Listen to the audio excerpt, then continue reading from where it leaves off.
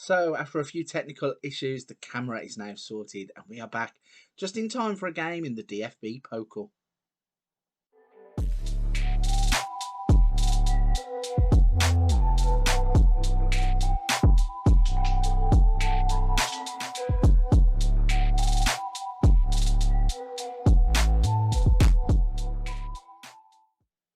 Hello everybody, welcome back to the channel. I am frankly FM81 and today you join me for another episode of the Roten Bullen, our current save game where we are out in Germany managing Red Bull Leipzig. So for the past few episodes I've had a few camera issues, which means that you haven't seen this face for a while. However, as you can see, those are now remedied and we are back up and running. So if you haven't hit the subscribe and like button yet, please do that as it helps the channel out. I thank you for all the support that everybody's been giving the channel over the past few months. It's been such a fantastic journey.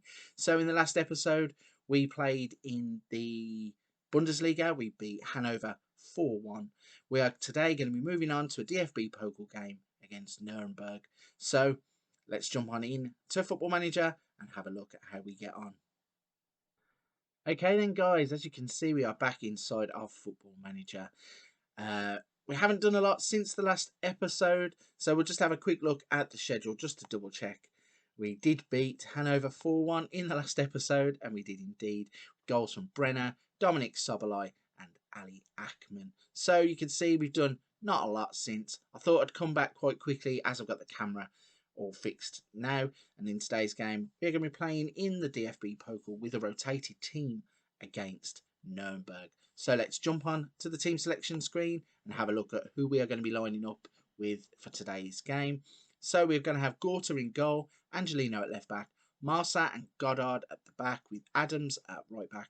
We've got Plie, Sandri and Nkunku in the middle, with Salas playing behind Savio and Kayo George. At this stage of the season, with the Champions League going and the Bundesliga chasing Borussia Dortmund, I thought it was a safe bet just to try and rest a few of our players.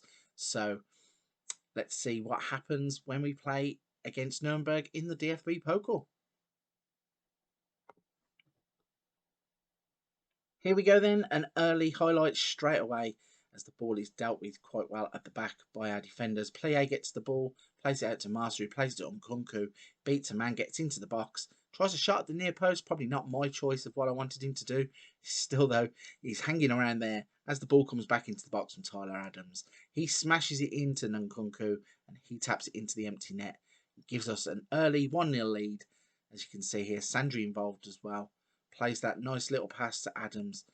Looks up. This is what I wanted Nkunku to do last time. Gets the ball across, Adams does. Nkunku's there to tap it into the empty net. And it's a good start after a minute 40 with this rotated team to get on the board straight away. Now got a corner with Nkunku and he swings it in. And it's 2-0 with Jose Marsa's first goal for the club. The former Barcelona player. Doesn't really get a look in with the kind of players that we've got at the club. But I was thinking that we've got a massive squad here. Might have to, in the off-season, look at trimming it down a little bit.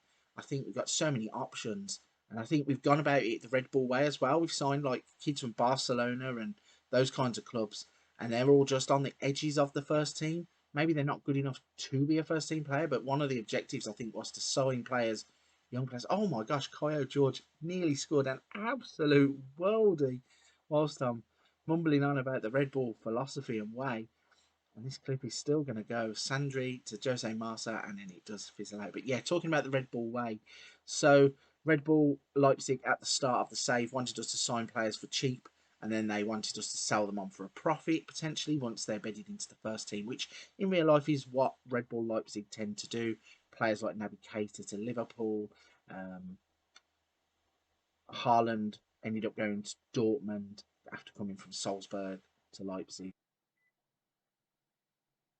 Okay, so we're in at half time. It is 2-0 to us. We're not going to make any changes as this is the rotated team and I want to get them minutes into the legs of the players.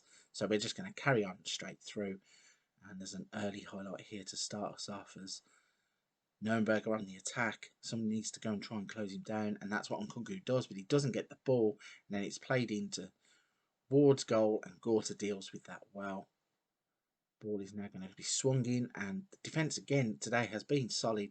we have played some decent football, so quite enjoyed that in terms of watching these fringe players as to who might actually be worth keeping in the summer. Tyler Adams is definitely one that I should and need to get into the team more. So he's got nothing to prove. I already know his talent. But a few players here as Angelino swings it in and Salas has missed a sitter. He's one that I think we bought from Spain with quite a big reputation, so I was hoping he would go on to do bigger things. But just doesn't seem to have worked out really for him.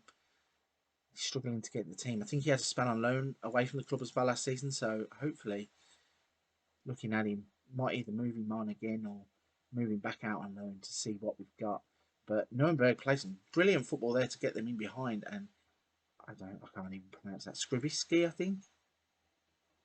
Skrzybski, maybe, has got them a goal back, and it's yeah, it wasn't impressive there. Nobody really closed the ball down. They moved it really quickly and got it from A to B and put it in the net with quite simple ease.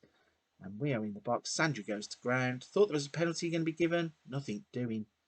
Salas plays to Sandri. Sandri over the top to Kaio George. And there's the talent that Kaio George possesses. That's the reason why we paid the big money for him. And he really is a player that hasn't fully blossomed in this team. Obviously, young player, still got plenty of time to do so. But those kinds of goals there endear him to the fans. And it's a brilliant finish into the far corner. As we go 3-1 up after 71 minutes. We're now looking comfortable. Now have a little look. Might bring Sandri off. That booking in the middle of the park does not fill me with joy. So, yeah, let's wait for this clip to end and then we will make that change. As Plie loses the ball out on the wing. It's cut inside. Master deals with it well. Angelino moves forward. Ball over the top for Savio. And that's disappointing. Thought he would have done a lot better with the finish there. So let's bring Esposito on for Sandri for a little bit. Swap one midfield general for another. As Angelino is off on another run down the left wing. Angelino, when he played for Manchester City, wasn't a player that really caught my attention. But playing for Leipzig, the runs he makes up and down the wings are fantastic. I can see why City thought he might have been a bargain buy when they got him so young and then moved him on, obviously. But Angelino is a player that, as a solid enough left back, if we hadn't have got Luca Netz, I think he would have been fine and sound as it is. But Luca Netz, I think he's going to be one to watch out for in real life in the future as well as in these games. But we are moving the ball well. Kaio George can't get onto that. 77 minutes gone, 3-1 up. I think it's just a case here of us seeing this game out. As Nkunku swings it in. Esposito heads it away. Oh no, sorry, Esposito crosses it back in from the ball that was headed away. And there is Kaio George on the back post to give us a 4-1 lead. And that is definitely it. That is game over. We are not going to be collapsing and conceding 3 goals in a game like this. Esposito with a brilliant ball. Kaio George with a nice, deft little header. And he's graced the inside of that post twice with both of his goals. And as long as he does that, he is definitely going to be in my plans at some point. Do end up using him as a left winger more often than not because of the 2 starters that we have in Ali Akman and Brenner, but he's definitely got a role at the club. It's Angelino then swings the ball in. Marsa with the ball forwards gets pushed back to Goddard. Plie and Nurnberg are off on an attack of their own. Cut it back. Somebody needs to go to the ball and make a tackle, but instead they give Maya a simple shot. He's just been allowed to tap it into the empty net. A bit slack defending wise. I thought we'd defended quite well throughout the entire game, but then it's just moments like that that just show you why some of these players are probably not in the first team. Or certainly Goddard. Can't really criticise Goddard. He's a young player who's just come from Monaco, if I remember correctly. One of the regens that we have bought. One that we are looking to develop. So it's not been too bad of a performance from him, but when you look at the defending as a whole, I thought we were doing well. And then here's Angelino getting injured. So we're going to put Dahl on left back. And poor Angelino, after I was singing his praises during the game, has managed to get himself a knock. We have 4 minutes of added on time as Esposito works into Dahl. Dahl gets into the box. Back to Esposito. Plie with the shot. It's gone wide. Plie is another player that the scouts recommended, really. I wasn't 100% convinced on signing him because of his age, but he's a player who actually, when he comes into the team, is capable of putting in a good performance. And all of a sudden, we've gone from being absolutely comfortable sitting pretty at 4-1, and they've made it 4-3. Nuremberg have really put up a good fight in this game. But we get over the line. We are going to finish the game as 4-3 winners and advance to the next round of the DFB Pokal. Looking at the stats, really, they were clinical with their chances. They only had 8 shots on target and scored 3 goals. Compared with our 26 shots and 10 on target, we scored 4 goals. So our XG as well being 3.59. Yeah, very convincing performance in lots of ways. The defending at the end obviously made that look a lot closer than what I think the game actually was. We've got quite a lot of bit part players that, like I was saying during the commentary, maybe it's time to start looking at moving some of them on and maybe get a little bit of that money back, or try and use the Red Bull philosophy. But all in all, a good game and a nice passage through to the next round of the DFB Pokal. So we're going to leave it there. I'm going to push forwards this time. I think what I'm going to do is go to the game before the Champions League. We drew Arsenal in the Champions League, so I will push forward to the game, the Bundesliga game before that, see how we're getting on, then play the Arsenal game, then probably a Bundesliga game, and then the second leg of the Arsenal Champions League tie. So that's going to be it for this episode. Please don't forget to hit that subscribe and like button to keep on helping the channel out. Any comments you've got, leave them in the box down below. But for this one, that's going to be a wrap.